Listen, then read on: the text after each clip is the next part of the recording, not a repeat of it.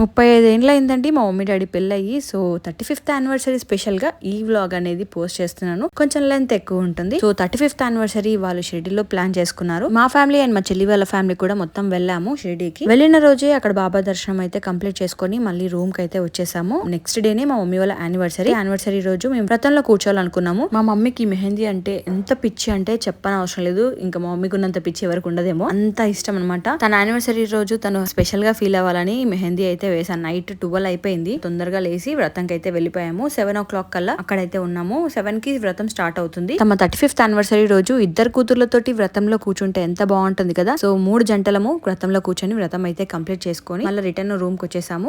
Cake అయితే online లో order చేసాము. 35th యానివర్సరీ ఇద్దరికి స్పెషల్ గా ఉండాలని ఒకరికొకరు గోల్డ్ గిఫ్ట్ అయితే తీసుకున్నారు. డాడీ ఏమో మమ్మీకి బ్లాక్ బీట్స్ తీసుకున్నాడు అండ్ మమ్మీ వచ్చి డాడీకి రింగ్ తీసుకుంది. ఇద్దరు గిఫ్ట్స్ చాలా బాగున్నాయి. డాడీ రింగ్ బాగుంది అండ్ మమ్మీ కూడా బ్లాక్ బీట్స్ తక్కువ ఉన్నాయి, చైన్ ఎక్కువగా ఉంది. సో గోల్డ్ అనేది ఎక్కువగా ఉంటుంది. సింపుల్ అండ్ క్యూట్ అనిపించింది నాకు అవి బ్లాక్ బీట్స్ అయితే. మీకు ఎలా అనిపించిందో కమెంట్ చేయడం మాత్రం మర్చిపోకండి. మమ్మీ బ్లాక్ బీట్స్ వచ్చి మర్రీలో తీసుకున్నాము. మీరు ప్రీవియస్ వీడియోలో చూసే ఉంటారు. మమ్మీకి బ్యాంగిల్స్ తీసుకున్నాము అండ్ డాడీకి వచ్చి స్మార్ట్ వాచ్ తీసుకున్నాము. మేము చిన్నగా ఉన్నప్పుడు daddy chain watch, silver watch పెట్టుకునేవాడు. సో అందుకోసమనే ఈసారి కూడా అలాంటిదే సిల్వర్ అండ్ చైన్ వాచ్ తీసుకుందాం అనుకున్నాము. ఇప్పటి వరకు వాచ్ అయితే పెట్టలేదు. మేము చిన్న ఉన్నప్పుడు పెట్టాడు కానీ. అండ్ మమ్మీ దగ్గర కూడా వాచ్ ఉండేది, బెల్ట్ వాచ్. మమ్మీ కూడా బెల్ట్ వాచ్ ఇప్పుడు పెడుతుందో లేదో అని బ్యాంగిల్స్ తీసుకున్నాము.